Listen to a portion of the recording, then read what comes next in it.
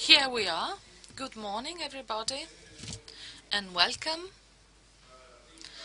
to the first press conference for the presentation of the 15th International Architecture Exhibition of the Venice Biennale. You have the press release that includes lots of information. I will not list all the data contained in there. I will limit myself to a presentation of the exhibition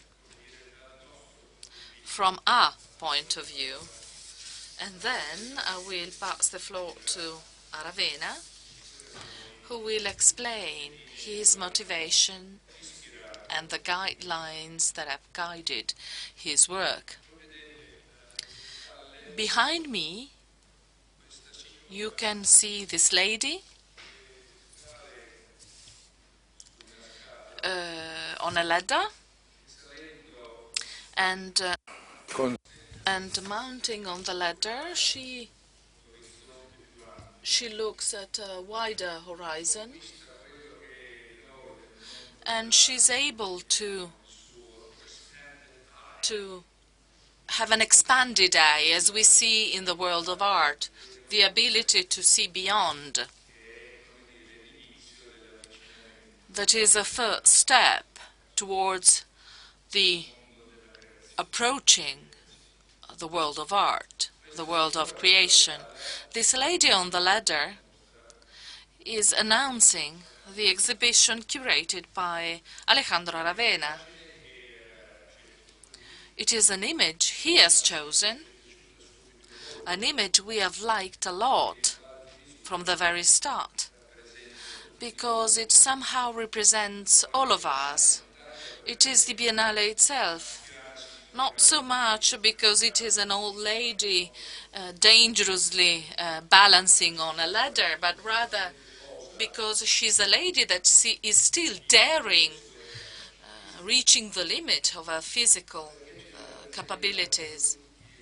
It really represents all of us, our way of being, our way of conceiving our function. This expanded eye I was mentioning before. This image brings to our mind and sends us back to, both for affinity and difference, to the latest art biennale by Oquienvesor, who chose as a symbol for his exhibition the well-known Angelus Novus by Paul Klee in the interpretation by Walter Benjamin, the figure of that angel looking backwards in shock, seeing the past with all its debris and tragedies, but has a thrust towards the future, pushed by occult forces of providence, not by history. He is brought by the wind on his wings towards the future, bringing with himself, however, the insights that come from the disasters he can see in the past. What does the lady see instead? From that ladder in front of her, she sees a desolated land comprising immense swathes of human habitation, of which no human can be proud of. A number of disappointing representations, an infinite number of missed opportunities for humanity's ability to act intelligently. Much of this is tragic, much is banal. And they seem to mark the end, the very end of architecture. But she also sees signs of creativity and hope, borderlines, border places where things happen,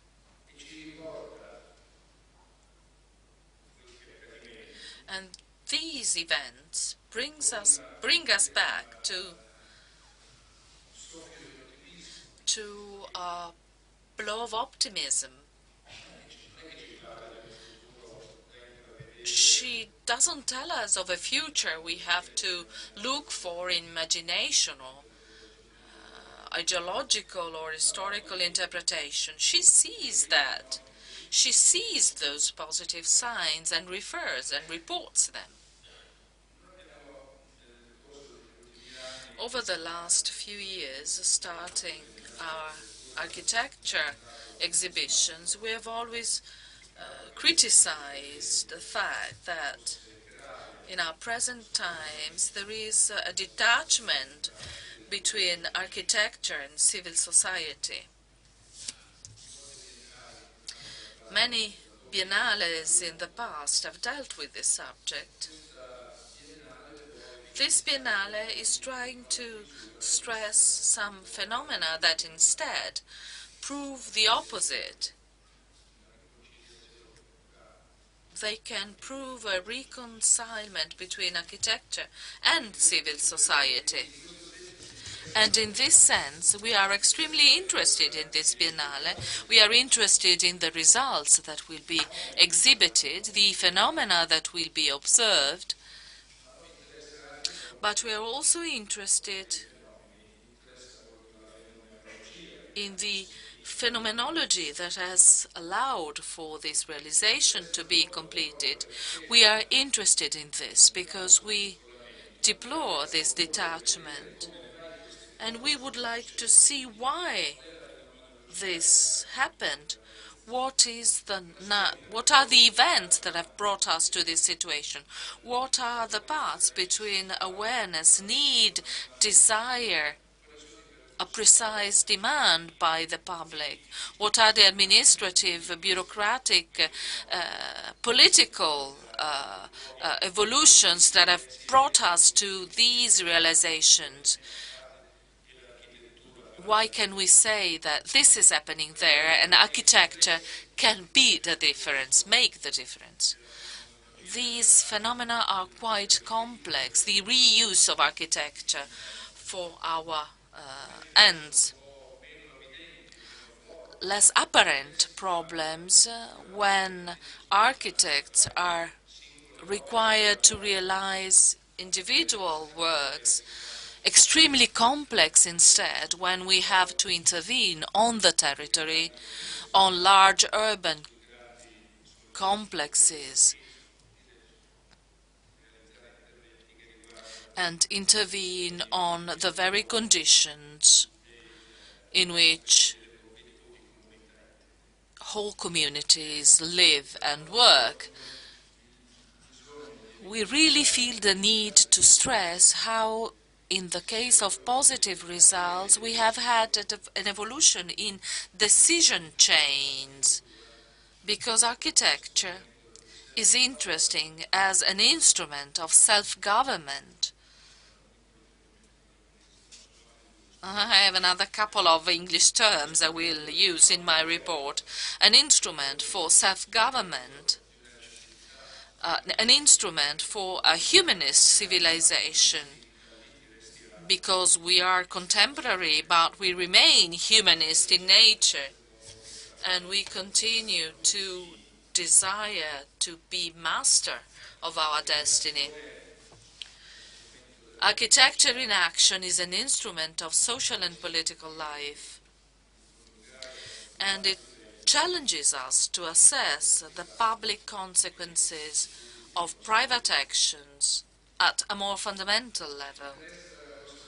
We are interested in the recognition that architecture is useful in catalyzing the creation of public assets, and it is a public asset itself, in the technical definition of the term. an asset whose usage by one person does not prejudice nor reduces its use by others. It is a public asset that is available, and as all public assets, it is sometimes a product of direct public involvement, but it can also be the consequence of a higher sensibility by private investors. The ability to use the different instruments in our disposal. The different private investors, the awareness that a public asset has to be obtained through private investments bring us to the need to request the generosity by private investors, with the awareness that every time we act towards a human being that is made up of many individualities, and the awareness of the existence of these different individualities is a sufficient tool to bring us to realize a multifaceted reality. Architecture in action, this exhibition is trying to stress, is also a response to our usual question: what is an architecture exhibition, an architecture biennale? Architecture Biennale was developed as the daughter of the Art Biennale. It started almost as a section of the art exhibition, but in the art exhibition, the works of art are in front of the visitors, whereas in architecture, the works are elsewhere, sometimes very far away from the place of the exhibition. So what should there be here? This is a question we ask ourselves, being convinced that there can be no single answer to this. We can only find an answer by acting time by time, looking for the most appropriate response to the theme we are proposing. It is a continuous search. We do not want to be a magazine. We do not want to be the imitation of a convention. We are not a critical essay. We do not want to create just a place for specialists, an exhibition for architects. We should avoid to be, as it was the case in the past, condescending with the temptation by architects to present themselves as artists. We must talk to the public, to all possible stakeholders in the decisions and actions, the request for architecture, decisions and actions that create the spaces we live and work in. It is clear that architecture is the most political of all the arts, and the Architecture Biennale must recognize this and be aware of this. This is one of the reasons why, because we want to create a dialogue with the public, that the Biennale will be full of moments of meetings with the protagonists that are exhibiting in this architecture exhibition. This choice will be one of the background values for the next 4 years. Each exhibition will not only be an exhibition either of art or of architecture, but it will become the meeting place for artists and architects with the public. In the weekends, normally, artists and or architects in this case will come here to tell us about their work, not just proposing formal solutions, but rather to describe how their work has become part of a decision-making process from which we want to be illuminated for ourselves as visitors, as individuals, and as members of a country, citizens of a country that is trying to see the territory and the peripheries improved. A country that is in need to know what are the processes and the procedures and the phenomena that might allow us to pass from mere desire to action, the legal, fiscal, bureaucratic conditions that are required. Together with the main exhibition curated by Aravena, there will be 61 exhibitions, national exhibitions. Some of them have not yet defined their program. For the time being, they are 62 in their pavilions, in the Arsenale, in the Giardini, and if the country has no pavilion, resorting to spaces in Venice. Another new element in this Biennale, a new element introduced also for the next editions of the Biennale, will be a section devoted to special projects promoted by La Biennale itself in collaboration with other actors and other institutions. The first special project will be realized in Forte Marghera, reporting, an English title, Reporting from Marghera and Other Waterfronts. And it is devoted to the analysis of industrial port cities and their reconversion in the past decades, and there are many of them, and aiming at analyzing why and how this happened, keeping in mind the problem of a possible reuse of Porto Marghera and of Venice mainland. It will be curated by Stefano Recalcati. There is a second pavilion devoted to a special theme, and which is the result of a new interest. There is nothing new in reality. Everything that we define as new was already tested in the past. 120 years of history are quite a lot. It is difficult to find something really new. It is important to be able to recover something from the past, renewing the spirit of this of these proposals. We want to be more involved with applied arts because we think that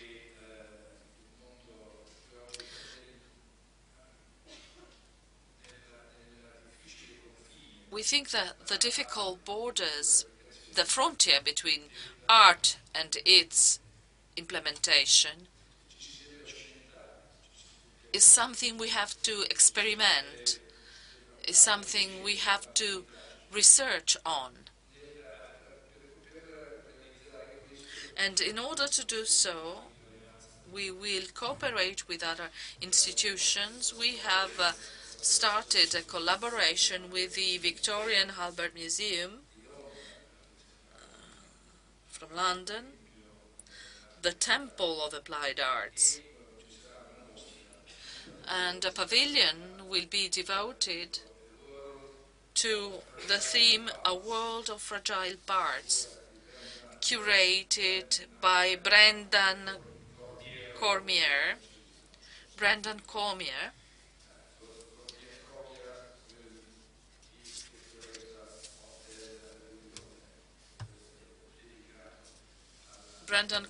will curate the pavilion, curated together with the Victoria and Albert Museum.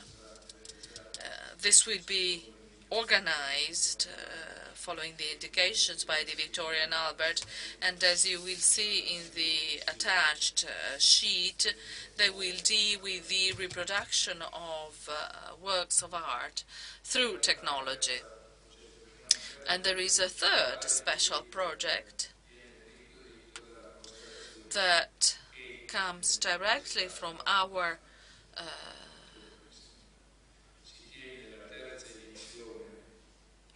awareness that in October the third edition of Habitat conference will be held, and we have tried to develop a reflection on this together with the London School of Economics. You know, they have a special section devoted to cities and a special attention to the urban developments in the world. The title of this special project will be Report from Cities, Conflicts of an Urban Age, and they will pay particular attention to the difficult relationship between public and private spaces in urban development, and the space will be curated by Ricky Burdett, and we will host here in Venice the annual conference on urban age, which is usually held in London at the London School of Economics. The Biennale Sessions project is already active. We have 58 faculties of architecture participating, but we expect that at least 100 faculties will take part in this architecture exhibition with a 3-day participation with a specific seminar we provide the infrastructures for. We have the educational projects ready for schools, and I would like to recall in this sense that the previous Architecture Biennale involved more than 29,000 primary to university students who came here to Venice to take part in guided visits to the Biennale. Finally, we have to thank the Ministry for Cultural Activities and for Tourism that provides its contribution making these activities possible. We want to thank the different regional and municipal institutions, all those who have supported the Biennale. We want to thank our special partner, Rolex, and we want to thank the different sponsors for their assistance and the different donors who are so important for this exhibition. We want to thank Alejandro Aravena and his team, and last but not least, we want to thank the professional staff of La Biennale.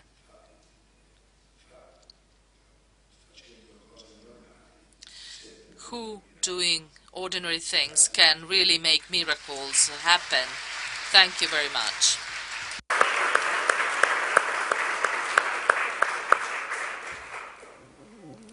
La parola The floor now to Alejandro Aravena. Buongiorno, grazie. Good morning, and thank you for coming.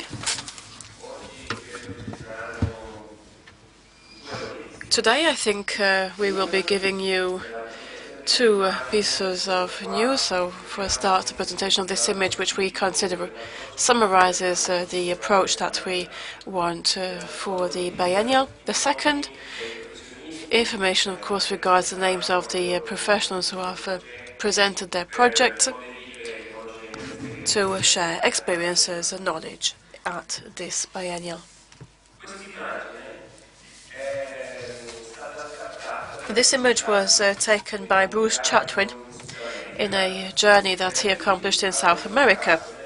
There, in the desert, he met a woman who was walking around with this aluminium ladder,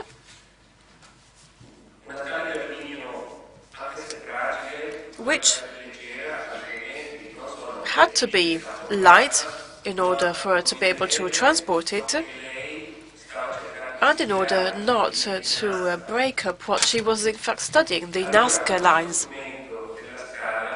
This tool, the ladder, allowed this woman, who for all of us who are here on the ground, and I mean, from the ground all we can see is a lot of stones. We see a landscape made of stones. A landscape which might be considered beautiful or ugly, but it's just made of stones. From this new point of view that this lady has acquired by climbing up that ladder, those rows of stones that didn't have any meaning became a flower, a tree, a plant, an animal. I think that this is the spirit and the approach that we want to provide to this year's biennial. We want to invite and listen to those who, by climbing up and by reaching a perspective which is different from that of us who are on the ground, can give new meaning to something that we, others, consider as being senseless information, to share that with us, to share this new perspective with us. By, on the one hand, anticipating or providing information as to the way to go. So, to tell us the information not as in terms of a project.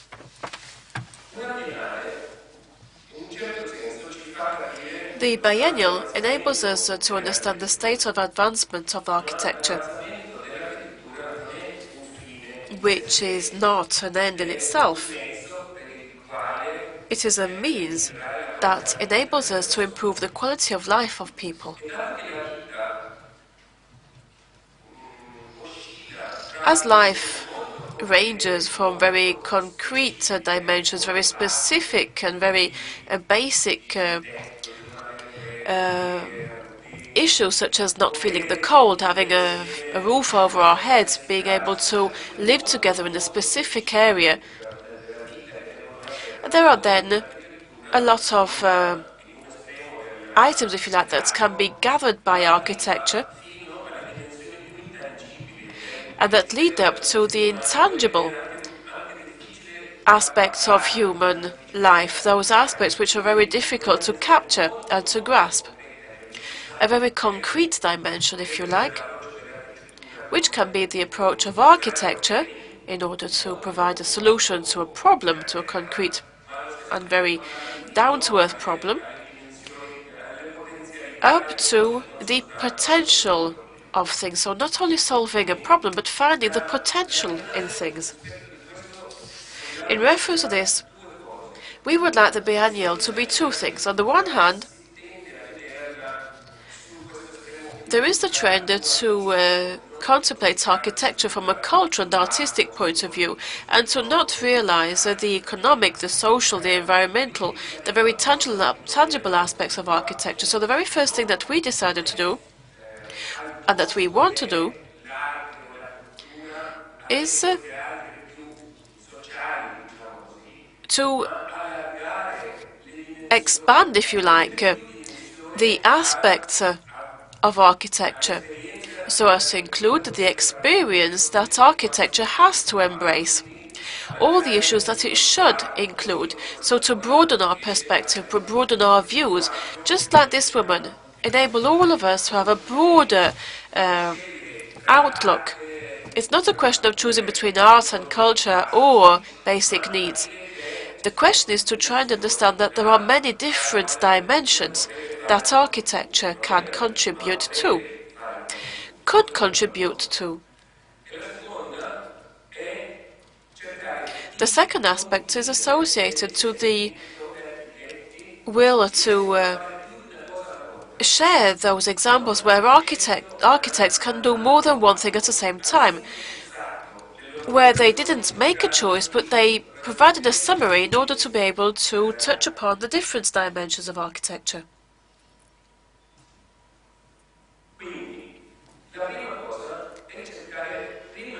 For a start, and before going to look at the answers, let us try and understand which the questions are. Let us try and agree which are the shared problems, those that are shared not only by architects but by every citizen.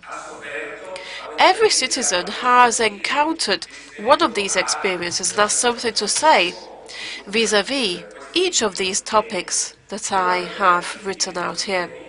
The specific characteristics of these themes, of these issues, is that one word enables us to understand what we're talking about. It isn't necessary to organize a conference, a seminar, in order to explain what that problem is. For example, what the problem of waste or inequality in city is, immigration. One word is enough in order for each of us to say, yes, we have that problem. The answer might not be easy, but the question is very easy to understand. And each one of us has the right and possibly also the duty to say something about it in order for us to reach a shared vision of these issues.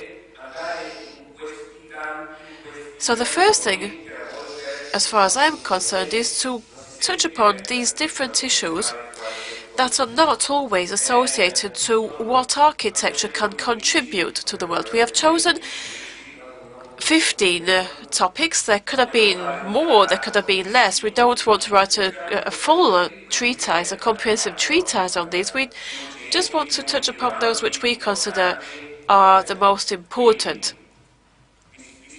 Inequality, sustainability, traffic, waste, crime, pollution, that which encloses the community, migration, segregation, natural disasters, informality, access to basic sanitation, the periphery, housing, and finally quality of life. These are all the battles, if you like, that are definitely not easy to solve, but that's all of which we all have experience. It is important not only to have ideas, but also to have the tools to understand which are the rules of the game, which are the constraints, the challenges, the duties, if you like.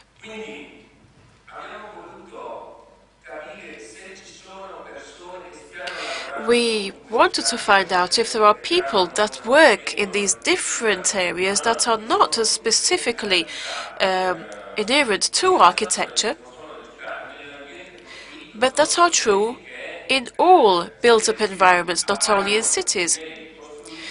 These are issues that emerge in built-up areas and that in built-up areas can be resolved.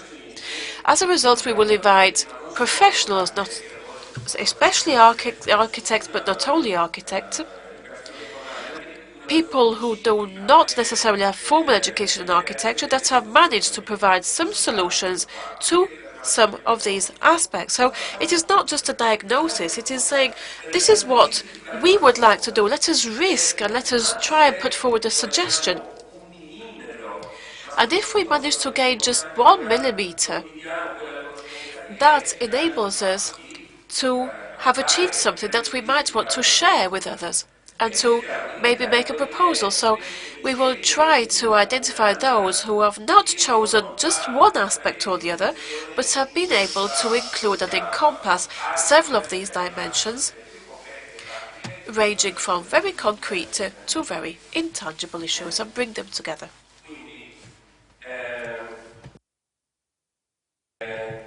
And that's it, really. There is a list of the professionals that we will invite. Some are architects, some are engineers, some are members of civil society, such as this woman.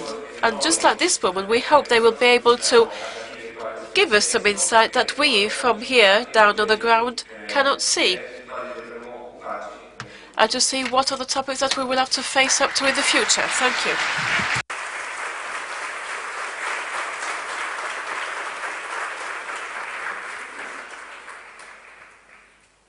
La parola al nostro partner. The floor now to our partner, Rolex, Mr. Gianpaolo Marini, CEO of Rolex Italy. Thank you very much, ladies and gentlemen. Allow me first of all to apologize for a delay that they say we have caused in the beginning of this meeting, and it is really discomforting for a company dealing with time and the measurement of time, coming late to such an important meeting. But if the time in Rolex has to face the time in the Italian railways, it is the time in Italian railways that prevail. After saying this, allow me to express my personal point of view. This first presentation of the architecture exhibition, I do not think there is in Italy nor in the world a city that is most worthy to host the architecture exhibition than Venice. We have architectures in Italy that create emotions and express peculiar architectural experiences. Florence, Rome, London, Paris, Shanghai. But I think that the magic, the fascination and the creativity, as well as the technical solutions that have inspired the architects who in the centuries built Venice, are such an example of liveliness and capacity that cannot be compared to any other city. A city that was built on mortar, a city that survives in time and that opposes the challenges of nature, of weather, and very often the challenges posed by men themselves. So allow me to make a comparison with our objects, with our production, the Rolex watches. From the very start of the company, we have tried to face the same difficulties, I would say. Waterproofness, resistance to the stresses, the daily stresses for those who wear our watch, sharing the slow passing of time, measuring the different moments, allowing us to transform time into a real pleasure, observing the slow change in Venice, the change in light and the shades of the night, as this can stimulate in all those who deal with beauty and architecture and aesthetics incredible emotions. The same happens with us. I am very proud, therefore, to be the spokesman for Rolex in this presentation. of the architecture exhibition of La Biennale, the 15th edition. It is the second time we support this event as an official sponsor, official and exclusive sponsor of this event. There are in the past examples of collaborations between Rolex and Venice in the case of architects Sejima and others. We had a great success last year with the coordination of Remcolas, and we are very curious this year. Without any doubt, however, we are curious to imagine what the new curator, Alejandro Aravena, will express as a point of view. As he has just said, he has a mission that is putting together architecture with the human environment and with a better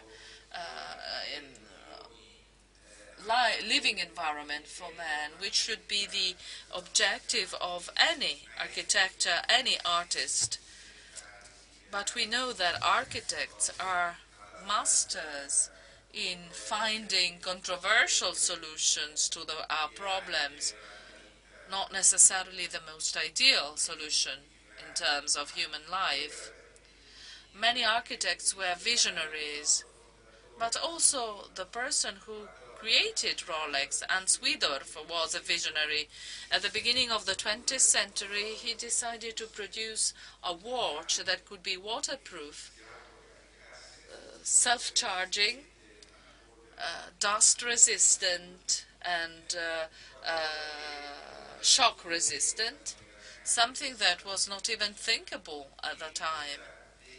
So this innovation, the spirit of innovation, and at the same time the search for excellence and for innovation and for originality brings us very close to the work of the architects we have collaborated with.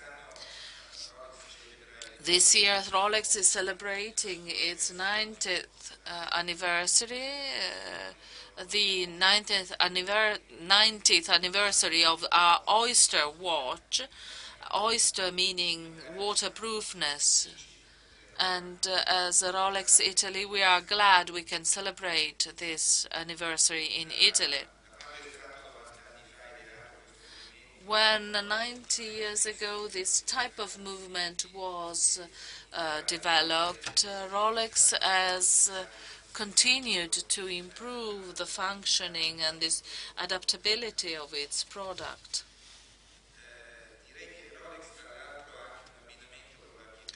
Rolex is even more connected with architecture because in realizing its buildings, it is trying to find an understanding between those who live in a building and the aesthetic aspect of the building itself. There is this new tower being built in Dallas, US, but also in Milan, in our main head office in Milan. We have just completed this, the building of this tower that was curated by Albini, one of the protagonists of the Italian architecture. A few words about young architects. Architecture should take care of young generations, how to adapt to tastes that are different from the tastes of the past, from our contemporary taste. I do not know whether you know that Rolex has organized this prize, this award, Mentor and Protégé Art Initiative. We try to support a student trying to approach the different arts and a master of this art. In architecture, for example, the mentorship will be coupled with architect Chipperfield. We had in the past Alvaro Siza, Kaijuro Seijima, Peter Zuntor, And our friend Daniel Lipskind, helped us in our efforts for a long time. I would like to conclude by saying that, going back to time and its flowing, that Venice should not be contaminated by time in the next years. It might live even longer. And we hope that Rolex might contribute to accompany and mark the time in Venice as it has done so far, without the delay we had today, unfortunately. Thank you very much. Grazie, dottor Marini. Thank you, Mr. Marini. We are here to answer any questions. If you want to ask something, if you want to take the floor. Qui.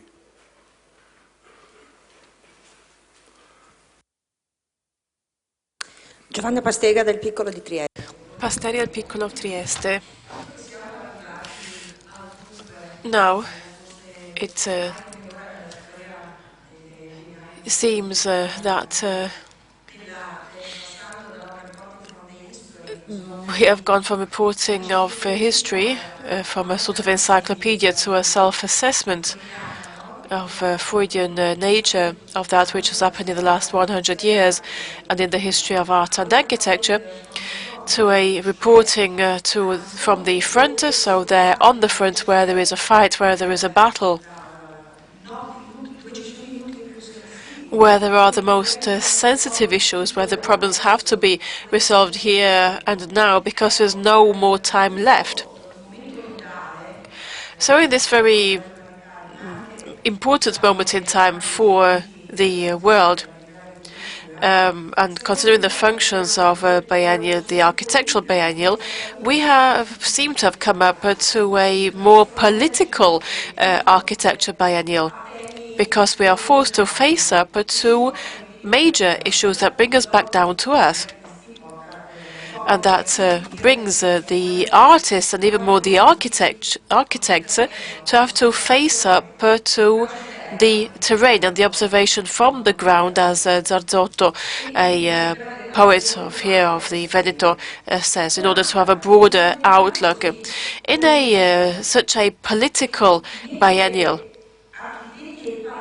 that puts architects and countries, political institutions on the front,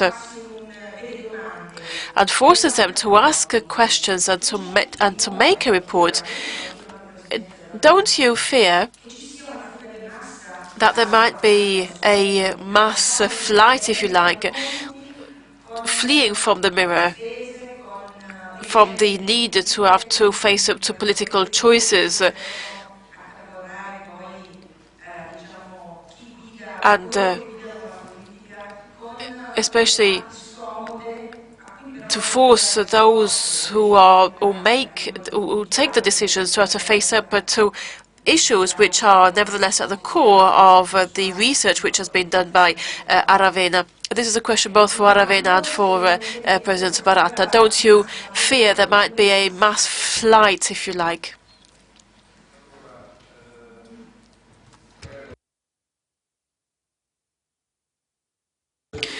A couple of things. I've always maintained that a cultural institution isn't such because it is a part of a classification. A cultural institution is such if it can run risks, if it is able to run risks. That is my definition. So, if the biennial runs the risk of being less successful because it is forced to face up to a topic that it finds it's useful to face up to, then that is a risk that we will run. We can run. Because its cultural choices are not conditioned. We want to be a live institution. We are not subject to numbers, to being successful in terms of numbers, the number of people who come here. The strength of the biennial is that by not doing anything to achieve enormous success. We don't spend 1 cent in advertising. We do, in fact, manage to be successful. Considering this, we have come to the conclusion that the more faithful we are to our mission, the clearer that we are in our mission, the more transparent we are in our anxiousness to perform research, then more interesting we will be. And more visitors we will have, who will come here to see not only that which is exhibited, but because they have the impression of encountering an institution. So that is the bottom line, if you like, that guides us and has done so and will do for the next years. As to the issue of the relationship with political facts, there are a lot of very different events. The last biennial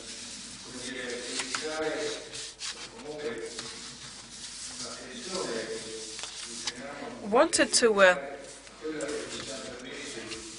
attach attention, and I'm using the expression of a poet, the age of anxiety, the choice made 4 years ago was in fact very far-sighted, considering the anxiety that was felt 4 years ago and considering the events which have happened in the meantime that confirmed that anxiety. The age of anxiety means asking whether history and the events of history can affect the world of art. Nothing more than that. And then, of course, each collector can develop that and choose the best path. We will limit ourselves to these questions. And then, of course, we are lucky enough to have the curators whose task is to develop the different topics. The involvement of the politics regards conflicts. The age of anxiety is anxious because of conflicts, is an age where anxiety is due to conflict.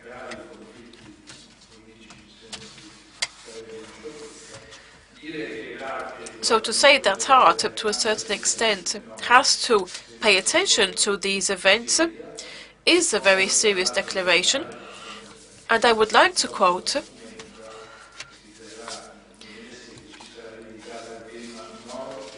and the upcoming event will be devoted to the topic of North and South. The front that Aravena is talking about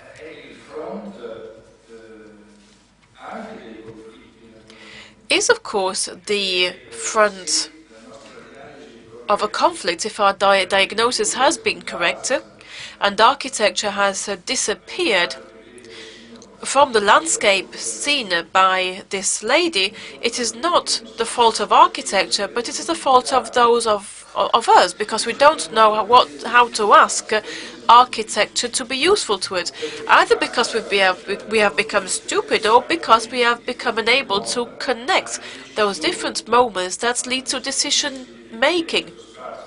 And when I have allowed myself to define these spaces that surround us, I am not expressing a judgment on specific choices. It is something that I have called a space of an infinite number of missed chances to contribute to the civilization of the human civilization.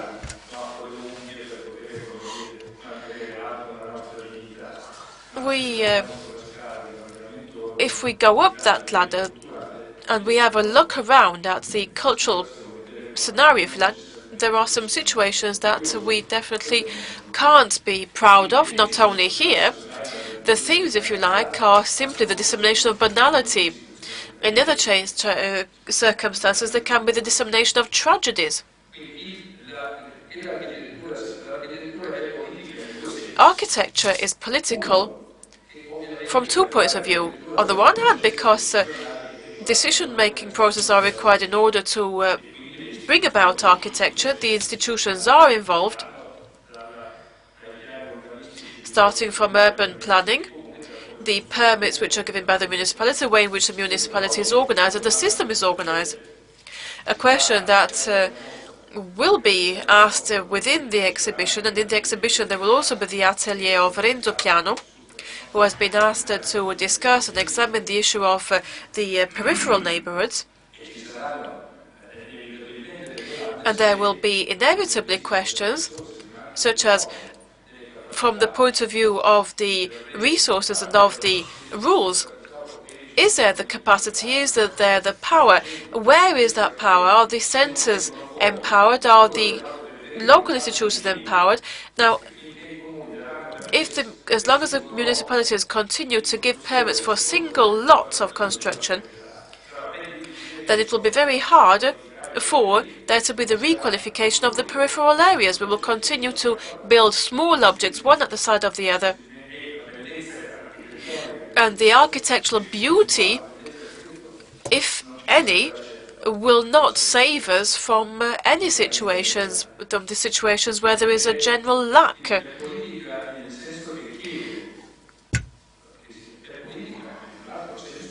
It is also political from a very different point of view, an even deeper point of view, because, if you like, architecture is a public asset. It is part of the two big categories of assets that the communities can focus on the laws on the one hand, the laws that govern the freedom of individuals, and the public assets.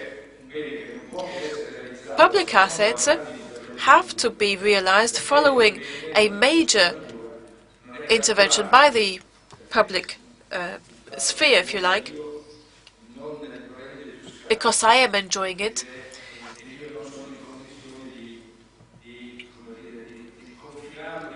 And I can't confine it somehow, I can't limit it. It is somehow like the oxygen which is distributed to the city by a park. It belongs to everybody, although it is very difficult to grasp. It is very difficult for it to become the object of an economic exchange. Architecture is a public asset because it is that something more that enables us to establish and create a space that all of us can benefit of free of charge. And because we benefit of it, doesn't mean that it is less worthy. And from that point of view, architecture is politics, because it must arise from the awareness and the will of people who are part of a community who, differently, through institutions, for example, or through other means, set themselves an aim and consider that the space that we live in and that we inhabit is not simply the space that we occupy. Because living in a space or living a space isn't the same as occupying a space. And architecture, if there is a demand for it, and this is the challenge of Aravena, to go and discover, to go and see whether where there is that demand, how was it faced up to? Was it an individual? Was it a collective demand? And there is this desire felt by architecture, of which we have often spoken. The architecture biennial has to trigger the desire, the will to touch upon art or architecture. It is political in terms of the establishment, if you like, of the aware citizen, the institutions that have to be able to intervene, and then, of course, the issue of conflicting interests that there are, and which is part of the playing field of the economic interests. I have very much insisted on the fact that those of you who are interested in seeing which events led to the establishment of those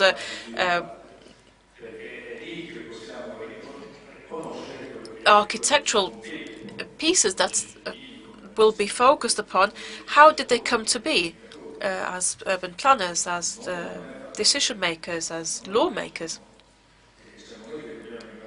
It is we who have to learn to ask the architects to do something for us and to create the conditions whereby the architects can become useful for us. And from this point of view, yes, it is architecture is politics. It would require a very multifaceted. It is very multifaceted.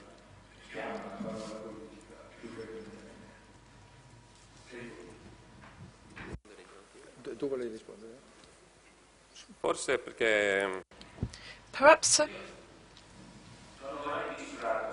I have never measured success in quantities. We can't talk about quantity of life, we talk of quality of life. So if less people come, I don't think that will be the measurement of the success of the biennial. If, on the other hand, we manage to shift the focus of the debate and to go into more complex issues, then yes, I think that will measure the success of the biennial. More complex the issue, the more important it is to summarize. If architecture can summarize and organize things clearly as a proposal, not touching upon everything, because if you touch upon everything, then that would lead us to paralysis, but to try and define what we can achieve through individual action, but that can't in itself ensure the common good. So how can architecture use this gift of this ability to summarize to the benefit of all? So architecture is politics, but the question is to understand which are the forces that shape that which is built. They are political in nature, and I'm talking about the laws, the decision, the direction to take. They are also economic decisions. We have to understand the environmental, the social, the economic forces and the aesthetic forces that are there. So I would say that I am more interested in intensity and complexity than quantity.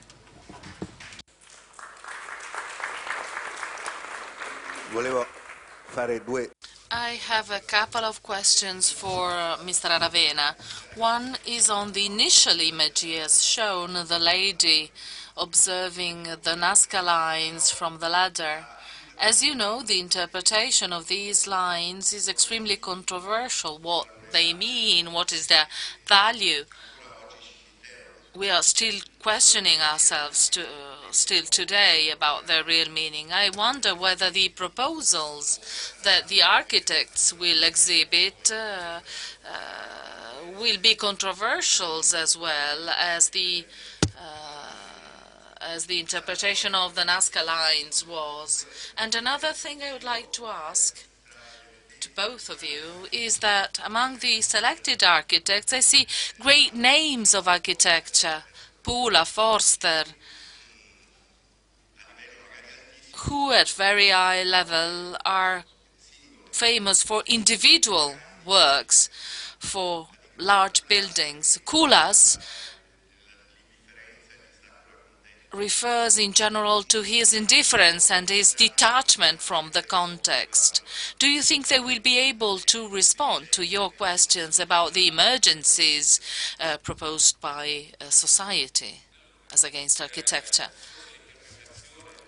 Perhaps I think the interpretation can be controversial, but this will lead us to seminars and conventions. But the fact that we can only see stones and that we can say that that stone is a tree, a bird, or an animal is something we gain from that. So let us make one step at a time. If we can get just a slight improvement of the situation, it is worth sharing these experiences. If the problem we are facing is relevant, is difficult, involves us, concerns us, if the result is 51 to 49, is not a perfect result, I certainly prefer to run the risk anyway and to have a shared experience. We have to survive with that 49. Never mind, we can share and not to solve all of our problems if the importance of the question is a sufficient justification for a small step forward. Therefore, the response can be rather good, although not perfect. And if the problem is really a serious problem, this is something we can accept. This is what we have asked the professionals who are sharing our experience. Without other prejudices.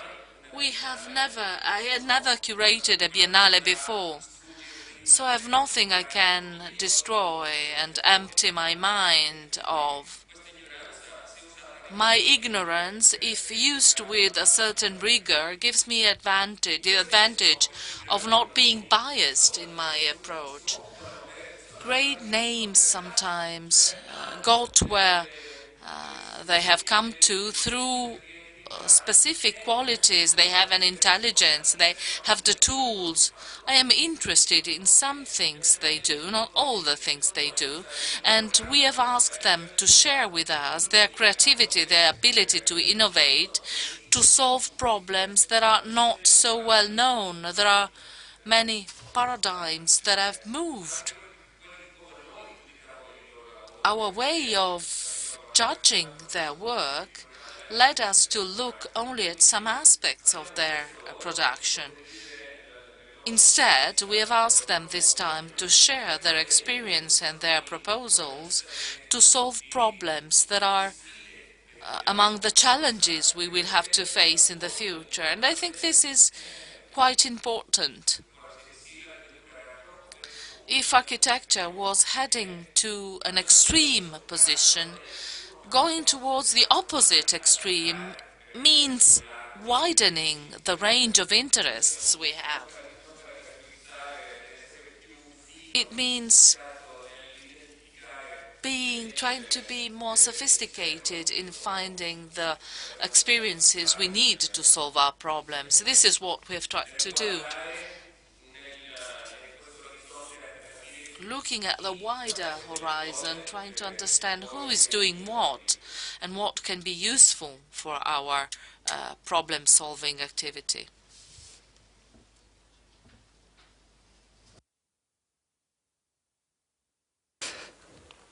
No, vista l'età che mi contraddistingue anche. Considering my age, I would like to go back to the fact that I've seen many biennales, especially architecture exhibitions, and I've always received, however, a strong emotion. I've heard now fine words by President Baratta and Aravena. There is a fil rouge that has put together what I've said. The positive aspect of this initiative, if it will maintain the promises in its evolution, is its ability to reunify architecture and civil society at a time when this relation is so difficult.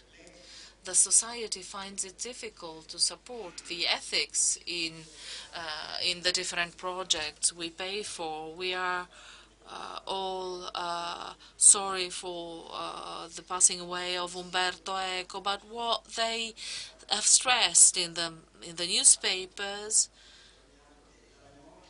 was his conviction that our memory is fundamental to make culture. This Biennale, I think, is not trying to exhibit something, but rather is trying to ask questions. We hope that we will not see the designs and the projects by Renzo Piano. We hope that we will see his social and civil commitment as a senator of the Italian Republic, his proposals for the unresolved problems of our peripheries.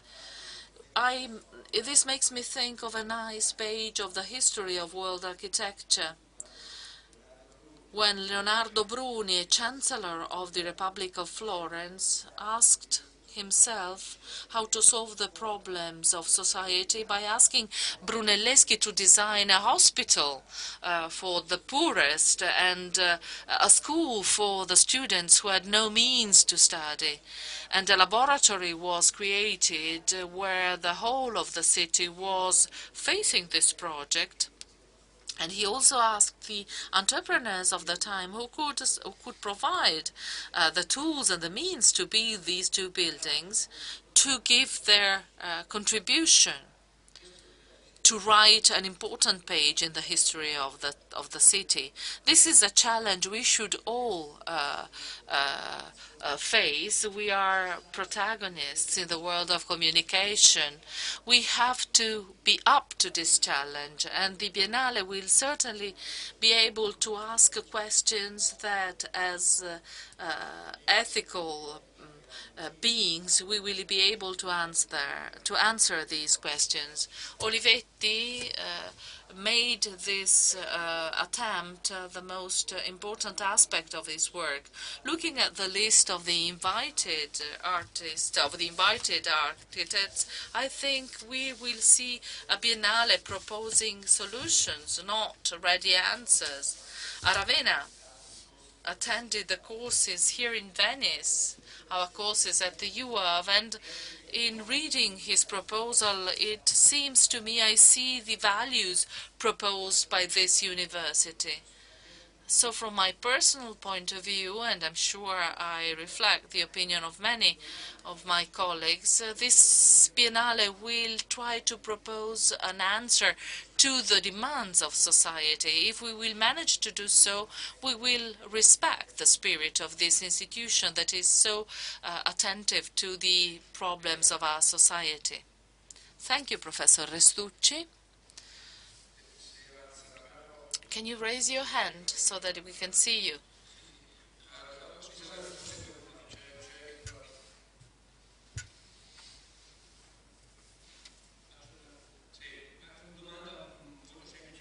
This is a very simple question for the curator. How do you think you will organize the 15 subjects you have suggested as the focus for this Biennale within the two traditional sections of the Biennale, Arsenale and Central Pavilion? Will there be specific themes in one part and the other instead will be transversal? I am not going to organize anything. I don't think it is possible. One of the characteristics of architectural practice today is that you never find a single dimension. Everything we have studied as architects is now intertwined with the work of other professions. I would never be able to have such a systemic approach to the problem. I think it is meaningless. However, what is really interesting for me is trying to understand that we need to provide answers and to do more things at the same time. Buongiorno, Franco. Good morning, Franco Grossi. I am from the Polytechnic University. Two considerations from an architectural and one from the urban point of view, or the point of view of urban planning. As far as architecture is concerned, in all these years, what we've noticed in the Biennale is the representation of shapes, of objects, and I appreciate the fact that you are turning to applied art. On the other hand, there are other considerations that you yourself make. So buildings that impress, shouting against mediocrity, these are all topics that I share. The question is, when will architecture come back? And that is what reporting from the front is about. Let's hope that it will come back. From the point of view of urban planning, we are constantly seeing in Italy the debate on the so-called smart cities, as if they were electronic devices that are to be implanted in our bodies, because the men and women aren't considered within these cities. So one of your sentences, you said this detachment between architecture and civil society, to say that an architectural piece is in a place, but it is a place. And I would like to listen to your considerations on these two topics.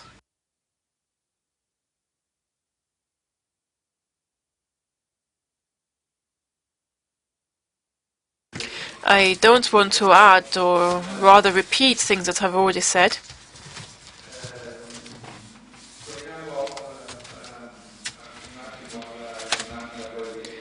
Let's go back to the question that is the main question for me.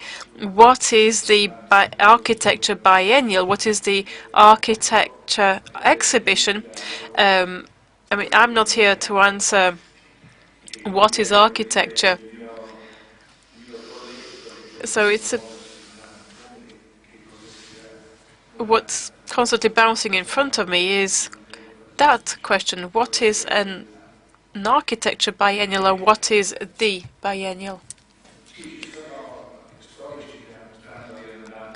There are historians that are going back to consider the origins of the biennial. There is a young historian here in the audience who is writing a history of the earlier editions of the biennial. I must say that I've always admired people who, from the beginning, have started to build within the architecture biennial from within. Nevertheless, there has always been the idea that the architecture exhibition is something for architects, and that after the vernissage and once the architects have been met and that which had to be discussed had been discussed, and that was basically the end of the task of the biennial, and that then whatever happened next was simply let's say memories that were then passed on from architect to architect. And I apologize if I'm talking to you about my problems. I am managing a cultural institution, the aim of which is to transfer the product of the research conducted in the different fields to an audience, to outside. Over time,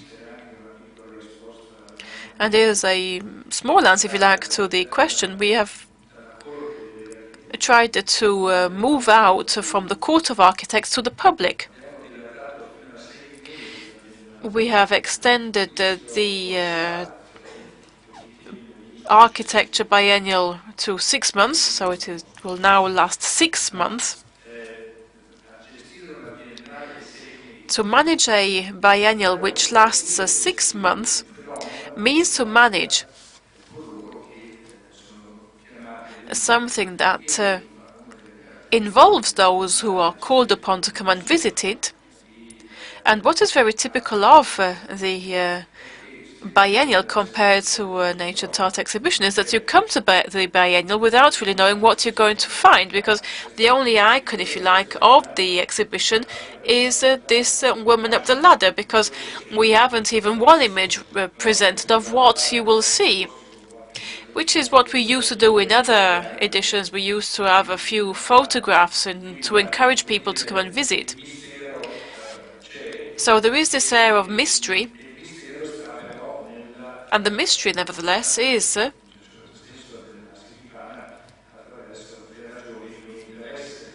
in the reasons for which one has an interest in the biennial. The architecture exhibition has touched upon different moments in history in its time. There was a biennial that asked questions of a certain type. Others were asking other types of questions about the direction to take. The trust in architecture was totally in the delicate nature of its works and of its principles. The chances for architecture to show its results. Some exhibitions, there was the exhibition of Chipperfield, where the question was, once again, inside the world of architecture, does a common ground exist in architecture? Or had the job of the architect come to an end where we all going to simply work in front of a computer? Or was there some sort of connection between the different architects that could say, yes, there is a community that thinks, that ponders things? So this is the question that was asked in that regime. The theme was people meeting architecture, and there was a hint to the fact that without people there wouldn't be architecture, and if the architecture doesn't talk of people, then we will be moving into other fields. Colas, on the other hand, with the desire to research in depth and interior research, where the question was on the founding principles of architecture and whether external things had affected that which was the tradition of architecture, or whether the instruments of architecture had changed thanks to technology, with a very pessimistic outlook, as the idea was that we are facing a clientele which is made of people that are dominated by 3 or 4 elements that dictate their conformity, if you like, which basically makes them ensure their own safety and well-being. And once that is the only driver, architecture, which is the meeting point between us and the other, takes second place.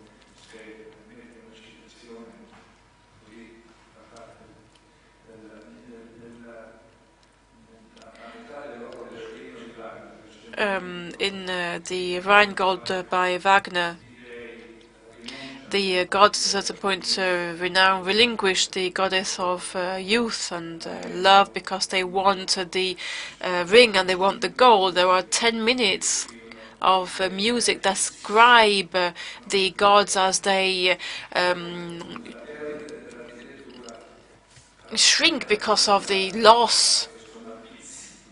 So the fact that they have become old, and that is very similar to the reflections that were made in that occasion. So the fact that we have become old, but is that the fault of architecture, or is that our fault? When we talk of architecture, we have to talk to a public, to an audience that might have lost the awareness and the knowledge of the different alternatives. When we become no longer aware of what the alternatives are, then we no longer want and desire the alternatives. And if that comes to an end, then architecture comes to an end, and then we will grow old and wizened forever.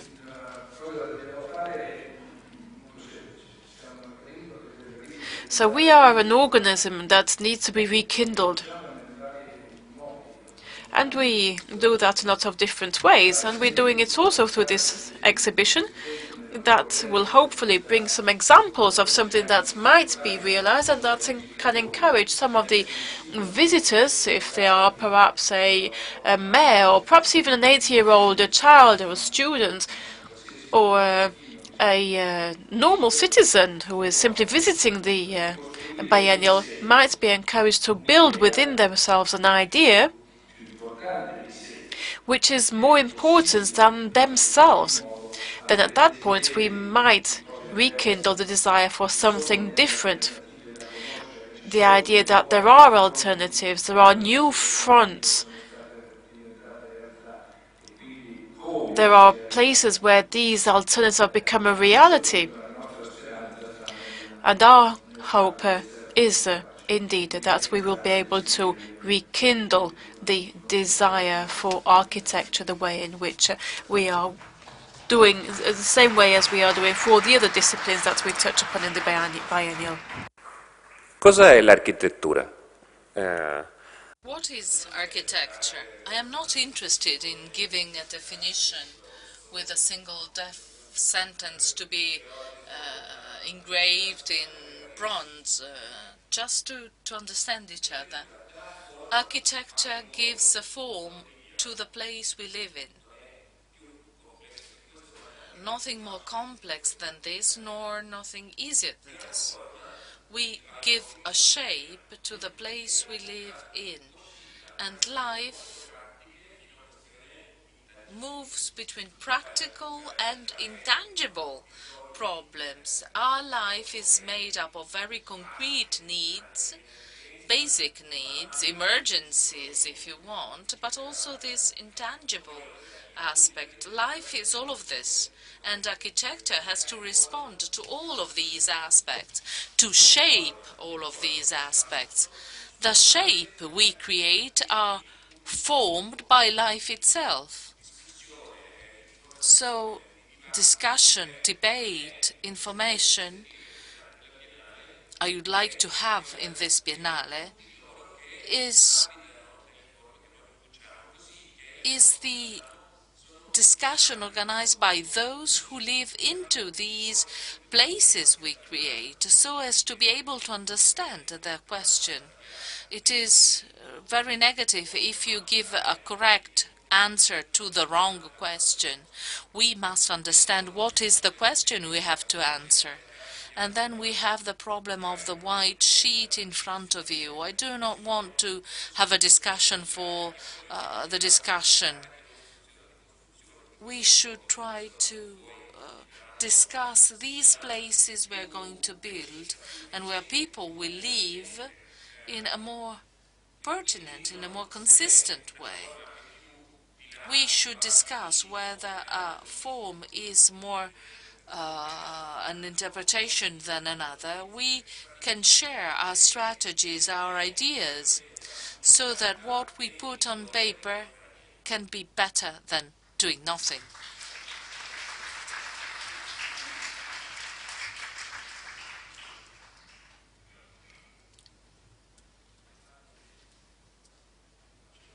One last question. My name is Andrea Zamboni. I'm part of the research center of magazine Domus. A question as an architect to an architect for Curator Aragona. Considering the themes and the questions, the 12 questions posed by the Biennale, I think we are strongly questioning the very role, the responsibility of the architecture in a very sensitive moment for all of us. You are somehow either proving the lack of usefulness, the decorative role architects have had in the latest years, or the total lack of use of the work of architects. So from an architect to an architect, considering our colleagues in a world that is divided into disciplines, what do you expect from architects as a reaction to the theme you have proposed?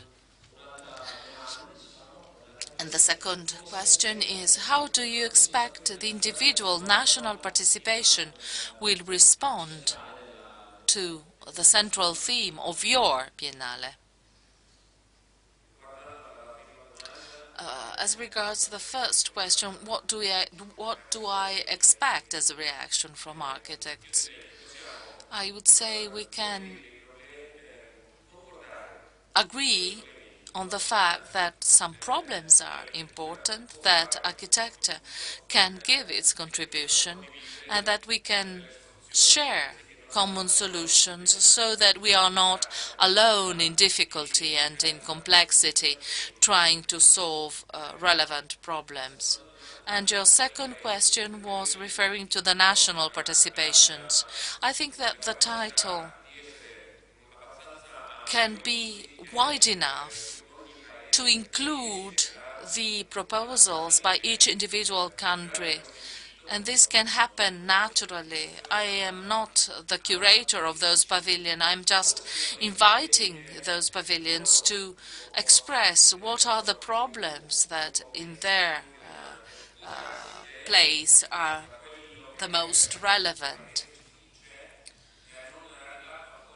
Maybe a country might suggest some problems that we have not yet met. We have a great need to be equipped with more tools to provide answers to new questions, as these questions were not there a decade ago. We need to absorb more information, more ideas, in order and to share this awareness, this knowledge. I think this time we have is long enough to try to understand both problems and solutions. Reporting from the front might be anything, but I think we all understand that this is the main feature of both architecture and the Biennale itself. Our certainty that by understanding each other we can share relevant problems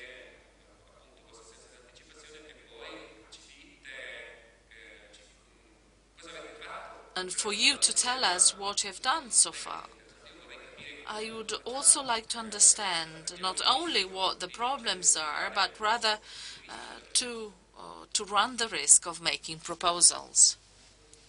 And with this statement, we close. I have one last remark.